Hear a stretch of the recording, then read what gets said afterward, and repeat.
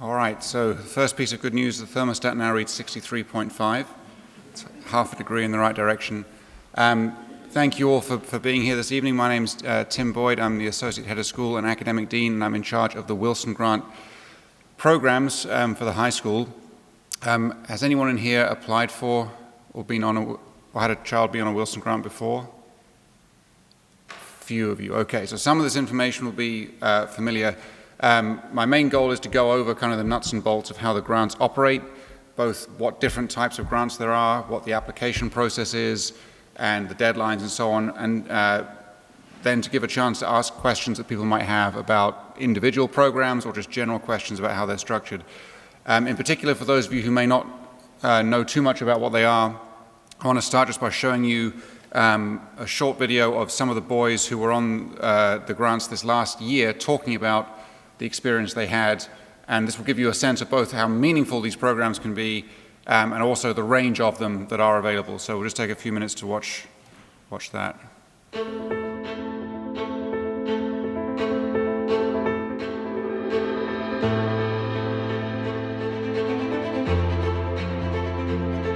Yeah, I think it's really important to expand somebody's just knowledge of things they're wondering about that maybe they can't they don't have financial access to. I think it's really great that the Wilson family supports that and supports what people want to find more about. I had a math Wilson grant to go to Providence, Rhode Island, where Brown University is, and there I was studying microfinance. My Wilson grant was a music grant, and I got to go to Interlochen School of the Arts. I got to study classical singing and learn how to sing opera. I think it's very important to have these Wilson grants because you get to explore outside of your state, city, or school, which offers a very diverse opportunity, which not a lot of people have.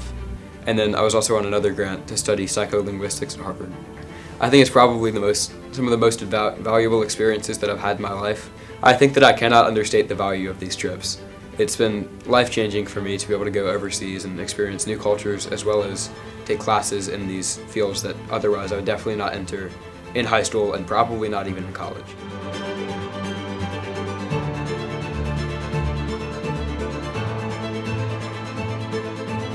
It's a Science Wilson grant at Vanderbilt Science Summer Academy, and then also a math grant. I did a statistics and data science course at Belmont University.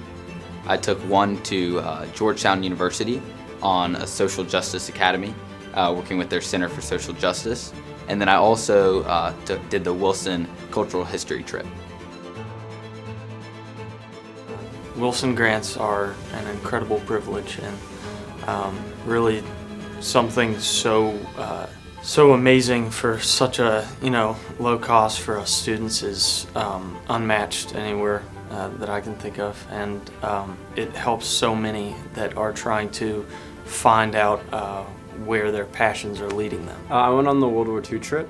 It's very useful for just college in general too, just being able to explore your interest and anything that you have a passion for.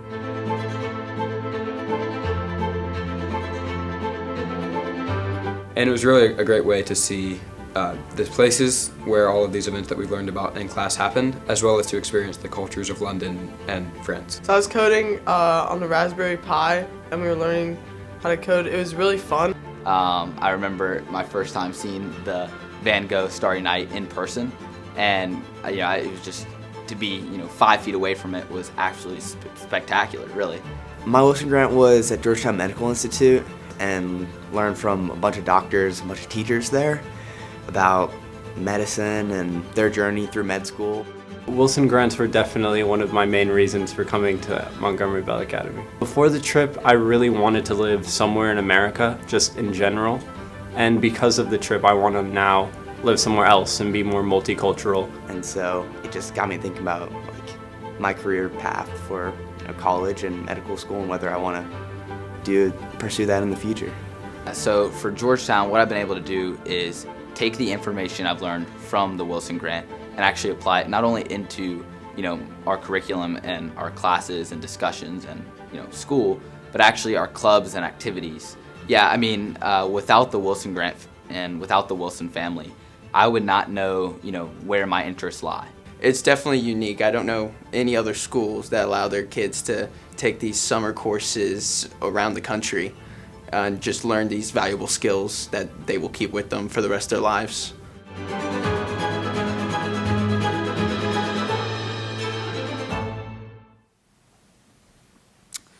Okay, so that might give you a flavor of, again, some of the programs and some of the experiences the boys had. The next thing I want to do then is to tell you a little bit about the structure of the programs.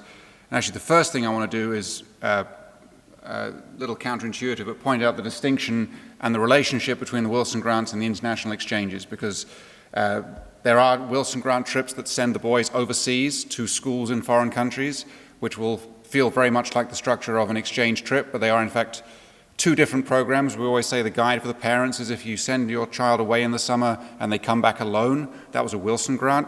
If they come back with another student from a foreign country, that was an exchange. So you probably want to check which of those it is.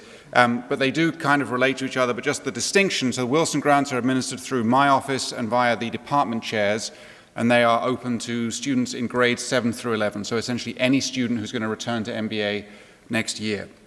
The exchanges are administered by Mrs. Scholler.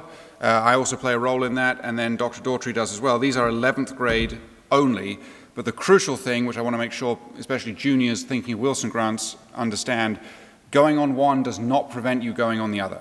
So there's sometimes a feeling that, oh, you can only do one thing, or you can only apply for one thing and then not the other. That's not the case. You are very welcome to apply for both an international exchange and a Wilson Grant. Just be aware they're two distinct things. And again, just for the Wilson Grants, for the exchanges, Mrs. Scholler in the counseling office is the main point of contact. So in terms of the Wilson Grants, and again, I will share this information tomorrow by email as well, so you'll be able to see all the slides. And we are hopefully recording this session as well, in case there's any information you want to look back on. There's several different buckets of Wilson Grants, and kind of in order of size. The language grants are sort of the flagship program. That's initially what the Wilson Grants were for when they first started. There's two types of language grant. There's the first language grant you can get is a summer immersion program at a place like Concordia, sometimes at Middlebury. These are administered by Daniel Paolicki, who's the chair of the World Languages Department. The second round of grants you can get, if you've received the immersion grant and you're still in good academic standing the next year, you're essentially pre-qualified for the travel grant. And that would be if you're a French student, the program is in France. If you're a German student, it's Germany or Austria. Spanish student, Spain or Colombia. So it's connected to the language, but again, it's a 3 to 4 week program that is, all travel costs are covered as well. About $280,000 is spent in total on these programs, because the idea is to cover the entire cost, other than spending money for souvenirs and things like that, but otherwise to cover everything. And to make it a really good experience. But they are, the flagship program. About 45 to 50 boys go on that every year. Aside from that, there's also departmental grants. So every single academic department, and there's the other 5, as well as languages, have their own programs. These are administered by department chairs. These are a combination of pre-approved and self-researched programs. So on the website, and I'll show you the web page in just a moment, there's a list of programs that boys have previously been on for that department that's basically saying any of these programs is certainly eligible for a grant. But we also want boys to find programs that interest them. So if they come to one of the department chairs and say, this program wasn't listed, but I think it's really interesting, would it be eligible? They'll get a very quick answer. And the two basic criteria are, is it in some way affiliated with an academic or educational institution? Does it have some relation to MBA's curriculum? Almost all the things we get suggested to us will qualify. A couple of years ago, someone did propose a scuba diving program in the Caribbean that they'd found that they were really interested in, and tried to make the claim that it was connected to earth science or biology in some form, but it just didn't seem quite the fit. But typically these are things we want people to find the programs that they are interested in. It's about $45,000 per department. So again, around $200,000 total. 100 to 110 boys per year get these kind of grants. The number is not as expensive because these are typically not overseas grants. These are based within the US, so there's no, the travel costs would not be included in these. It's the room and board and tuition are in these programs. And some of these programs are in town or very close by. Vanderbilt has lots of programs that people are interested in as well.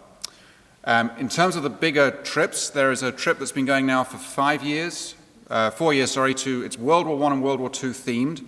It is travels to London and Normandy and Paris and Brussels sometimes. It depends on how the itinerary works out. Daniel Paolicki also organizes this one, and Dr. Sly is his assistant for that. This is one that's Rising Seniors only. This is intended to be a real sort of, again, flagship program, very popular one. It's a little bit more involved as an application. We kind of expect the boys to do a little bit of research on World War I and World War II before they write the application to kind of show that they're truly interested in this. But it visits the Normandy beaches, it visits the war cemeteries in France, it visits the Imperial War Museum, the Churchill War Rooms, lots of fantastic sites and venues. There's also a cultural history trip to the northeast of the United States. This is organized by Dr. Fuller and Ms. Swiker-Brockman. About 10 boys every year go on this, rising juniors and seniors only. So this is a slightly more a broader range of students who can apply. It's a chance to see museums, to go to see plays, to go to see cultural sites. I think they even throw in a baseball game in one of the 3 cities along the way as well, but it's again supposed to be sort of immersive cultural experience. Then we have summer classes. These take place on campus for the most part, or at least on MBA facilities. We use Long Mountain for these as well. These are free of charge to anyone who just signs up for them. There's no real application process for these. They're administered by Dr. Leck. They're offered throughout the summer. These do not go online until the spring, so this is a kind of February, March is when that information goes out, but they are Wilson programs, they're fully funded, so anyone who signs up can have a spot, and it's free of charge as well. So that's that information, no charge for attending to any MBA student. And these are typically one-week classes. You are welcome to sign up for multiple of them. There are some 3-week programs. We're calling these the accelerated STEM classes. So last year we had a 3-week program on solar astronomy that made use of Long Mountain. We had a 3-week program on AI and robotics, and we had a 3-week program on, there's a mathematical title that I will mangle in some way, Raspberry Pi and programming, and I'm a history teacher. I don't delve into that side of things, but they were very popular as well. And then finally, the debate program, this is just the debate coaches. If you're in the debate program, these are intended just because the Wilson family has a particular interest in debate. The debate coaches use them as financial aid to help boys attend debate camps. This is the smallest of the buckets, but it is also a Wilson grant program. These are also decisions made in the spring. So a little bit more on the nuts and bolts, just who is eligible to apply for any of these programs. Language grants, if you are currently a 9th, 10th, or 11th grade student who's enrolled in a language class and you intend to continue in that language class next year, you are eligible. There is no additional criteria. You have to be in a language class, you have to be in the high school, you have to be intending to continue in that language. That's it. World War I, World War II trip, be in the 11th grade. That is your qualification. Cultural history trip, current 11th graders are given priority, 10th graders may apply. We've always had a mix. We say that just because if there ever was a situation where we had a really strong batch of 11th graders who hadn't previously been on a trip and this was the last chance they had to go on it, they would be given priority over a 10th grade applicant. But every year there's been at least a couple of 10th graders who had a chance to go, so realistically we say this is a 10th and 11th grade trip. Departmental grants, current 9th, 10th, 11th graders in good academic standing in that department, and good academic standing doesn't mean like a 99. It does mean not failing the class, but it just does not mean you have to be the top student. For these grants, the teachers are much more likely to place weight on you having shown an interest in the class than they are what the particular score you have is. And we have had, honestly, situations where boys with a 95 have put in a rather kind of cursory application and just said, well, I'd like this. And a boy with an 85 has written like a really nice essay on why they want the grant, and they've been given it because they've shown more interest in the program and the grant. Deadlines, there's only 3 deadlines to really be aware of at this point. The language programs are the first ones to have a deadline, November 27th, so just after Thanksgiving. The World War I, World War II trip, December 4th, that's the last Monday of the semester, or rather the last Monday of classes. And then every other high school grant is the first day back in January. So that's the first Monday in January. I will say these are pretty solid deadlines, and that's for a reason, right? The language programs in particular, World War I, World War II trip also tend to be oversubscribed. So if you miss the deadline, you're not going to get that grant. And really, we want to be pretty hard on the deadlines because we have to make those decisions. So there will be reminders going out, but please, please, please pay attention to those. Obviously, if there's a situation where things out of the student's control, they're just desperately ill that day, can't come to school, just let us know. That's fine. We'll work out on something. But otherwise, keep those deadlines in mind as well. All right. The application process itself, we've tried to make it fairly straightforward. There's basically, pull this up here, a Wilson Grant webpage, general description of what the Wilson Grants are. You could see the video that we posted earlier. And then every individual department and program just has a link. Most of these are pretty straightforward. It'll just tell you, here's the deadline, here's the application. It's all done online. So you can just, and some of them, again, are slightly more involved. You can see here the World War II one. I guess technically that's a lot less text, but there are more things you do as part of the application process. But everything is just spelled out on the website. So again, general information, and this will be the history grants one again, just deadline, and click on here. And that will tell you all the things you need to do. Some of the programs will ask for your current teacher to recommend you.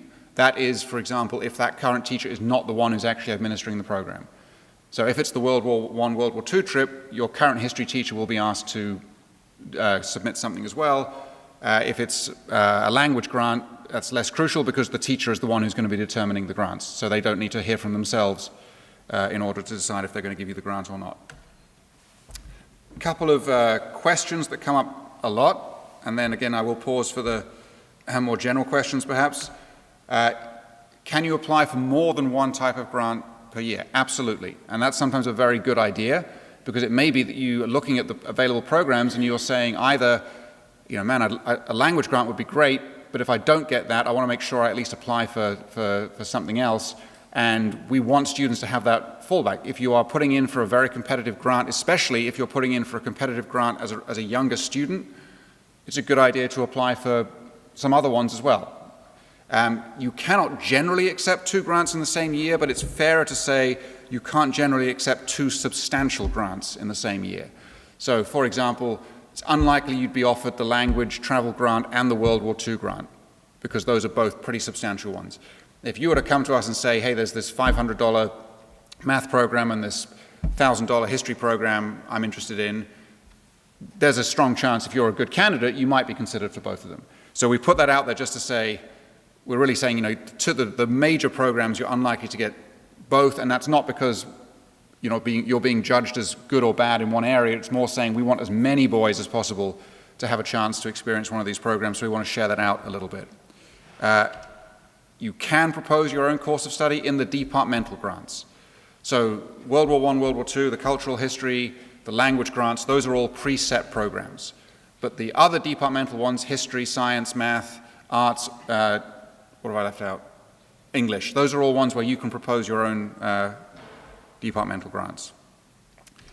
Possible criteria. What happens if a grant is oversubscribed? Whether the department has more people applying to it than they have money to give out, or the trip has more applicants than there are places, or more qualified applicants than there are places.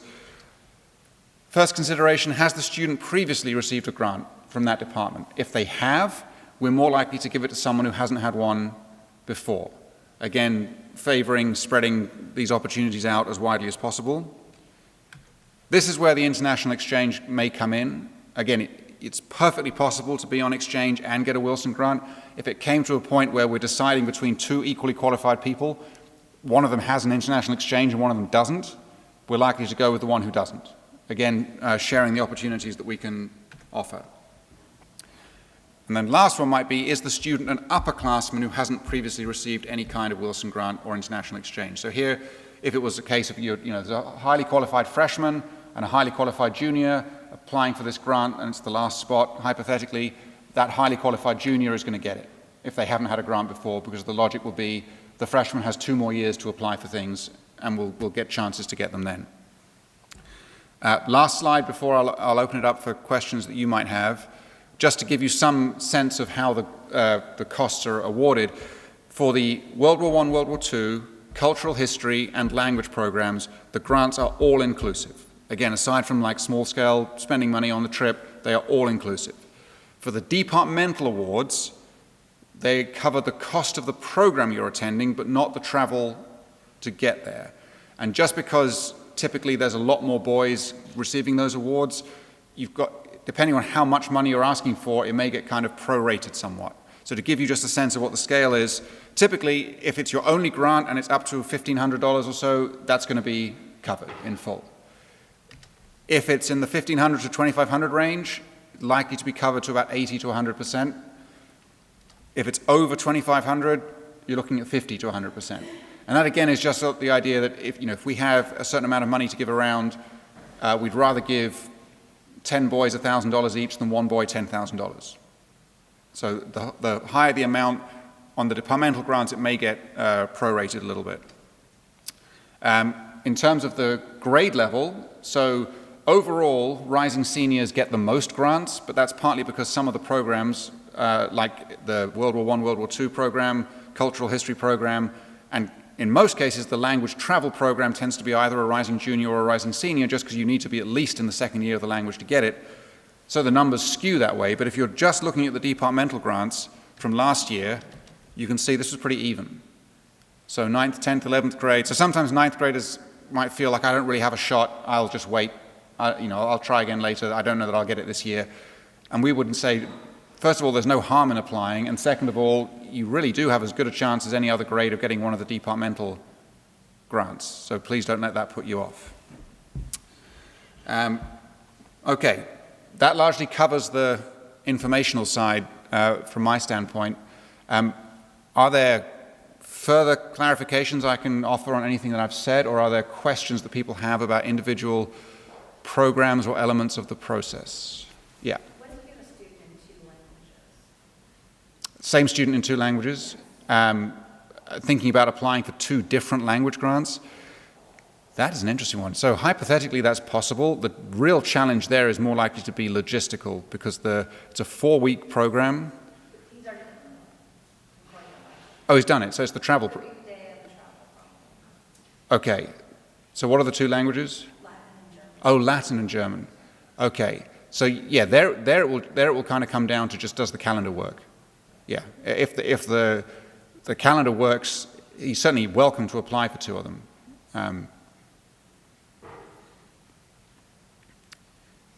Yes. Could you elaborate on the opportunities for Latin students? So the main one for Latin, there's a program for 8th graders, which is a trip to Rome in the summer between 8th and 9th grade. For the high school students, there is a program we've used in Italy, Latin study. It's not, it won't surprise you to learn, an immersive speaking program in the way that the modern languages are, although that would be an interesting twist. But there is a program we've sent boys on before in the high school. It's not that many. I mean, there's maybe 1 or 2 a year who go on that one. Versus there's like a dozen, actually it's 16 last time, 8th graders who go on the Rome trip for the 8th grade. And then a follow-up question, what are decisions made? So for example, if you apply for the Europe trip, and then you didn't get it, and you still have enough time to apply for the Latin trip? So not that way around, so the language decisions will be announced first. And they will be announced very early in the 2nd semester. The World War I, World War II trip ones are announced around the same time, so it would be best in that instance to have put in an application for both, because you might not have time after the language ones are announced to then, it'll be after the deadline for the World War I, World War II trip, so you wouldn't then be able to apply for it as well. So that's an example of saying, put in an application for each one right at the start. Beginning of the calendar year is when yeah.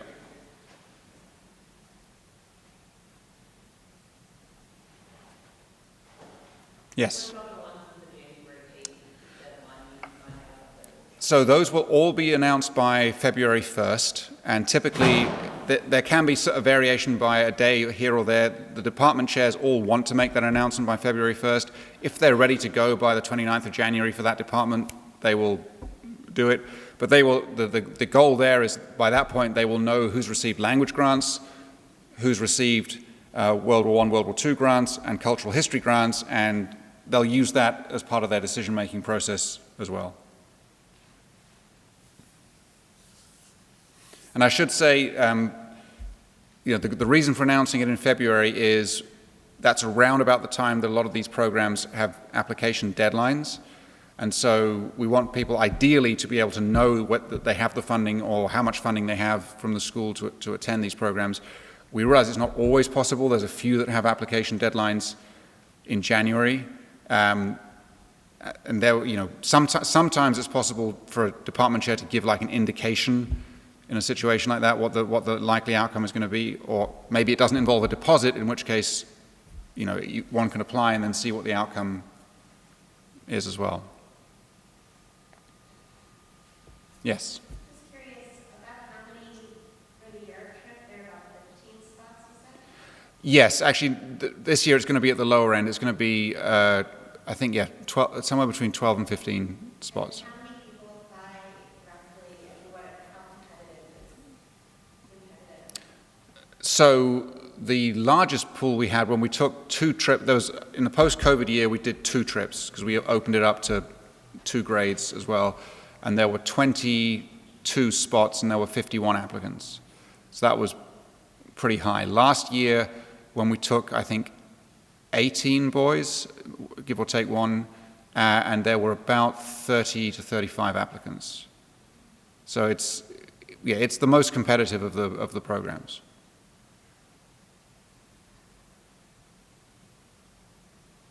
Yes. Is there an opportunity for the boys to see, like, if they were trying to decide the departmental grants, for like a list where they could maybe find students who attended at particular courses at particular campus? I don't know that there's the website. It would list the program. I don't know that it would list who had gone on it previously. But if they went to the department chair, or if you wanted to ask the department chair, hey, can you share who's gone on this program recently? They'd be able to look that up very quickly. So, and that can be very helpful as well, just to get a chance to talk to the person who's been through it before.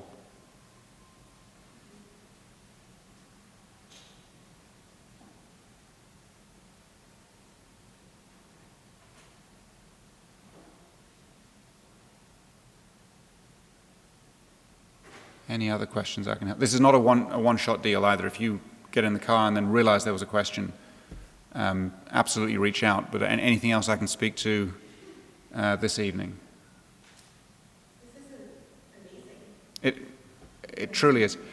I always mention when people ask me, I went to a public high school in London, and our one travel opportunity was to spend 10 days in South Wales in February. And that is every bit as appealing as it sounds. Sorry? No, it was a school called Fortismere.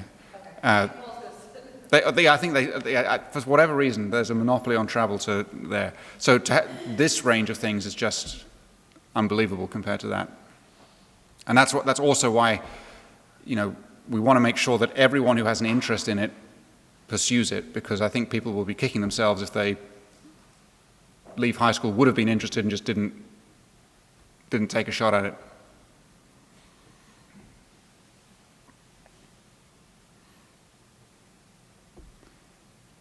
All right, well, again, I will share this information by email tomorrow. Thank you all for being here. I think the temperature may have crept up 1 more degree. But let me know if you do have other questions. And again, thanks for being here.